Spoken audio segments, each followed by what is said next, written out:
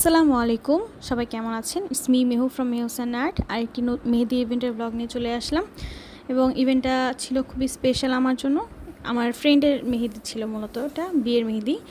আর আমি সেদিনকে খুব সকাল সকাল বের হয়ে গিয়েছিলাম। সকাল বলতে একদম সকাল 7টার দিকে বের হয়ে গিয়েছিলাম।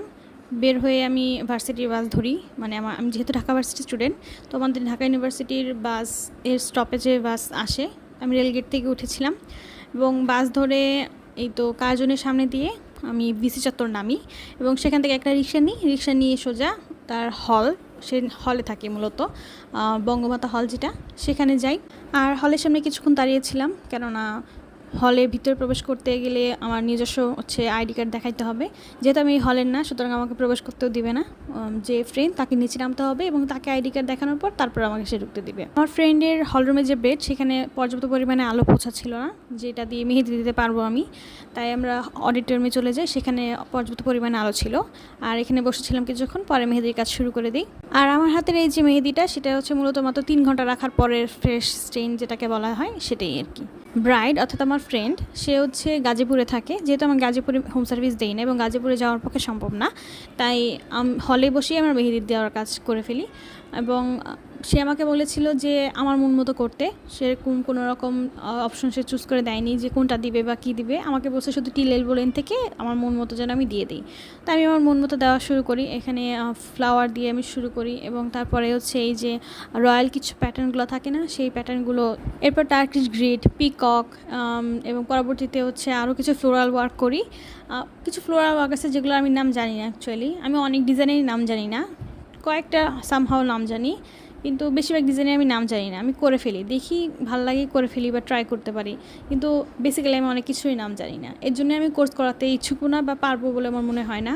অনেকেই কোর্সের জন্য মেসেজ করে, কিন্তু আসলে আমি জানি না কীভাবে কী করায়, এবং আমি এটা জানিও না কোন ডিজাইনের অ্যাকচুয়ালি কী নাম।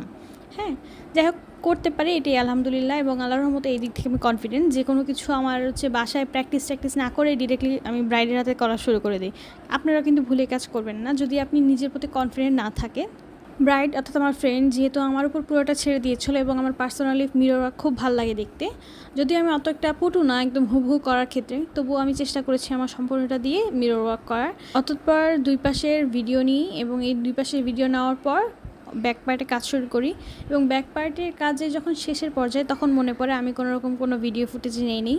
ফ্রেন্ডের বিয়ে হলে যা হয় বা ফ্রেন্ডের মেহেদি দিতে গেলে যা হয়, কথায় কথায় আমি ভুলে গেছিলাম টাইম, খেয়াল সব কিছু, এবং অনেক স্লোলি মনের মাধুরী মিশিয়ে কাজ করছিলাম।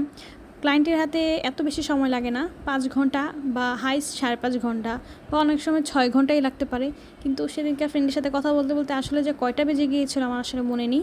তার মাঝে খাওয়া দাওয়া কিছুই হয়নি, যেহেতু সে হলে থাকে আর তার অবশ্যই গার্ডিয়ান বা কেউ নাই, সুতরাং অবশ্যই সে নিজেও খেতে পারে নাই। আমিও হলে থেকে কিনে খাওয়াটা পছন্দ করছিলাম না, তাই আমিও কিছু কিনে খাইনি।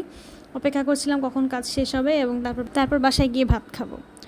এই তো কাজ শেষ হয়ে গিয়েছে এবং দুই পাশের একটা সুন্দর ছোট্ট ভিডিও নিই। ভিডিও নেওয়ার পর আমি সেখান থেকে তাড়াতাড়ি বের হয়ে যাই, কারণ আমার ভার্সিটি বাস ধরতে হবে। রাস্তায় অতিমাত্রায় জ্যামের জন্য 10 মিনিটের রাস্তায় 25 মিনিট লেগে গিয়েছে শুধুমাত্র ভিসি চত্বর আসতে, এবং এখানে বাসের জন্য অপেক্ষা করছিলাম।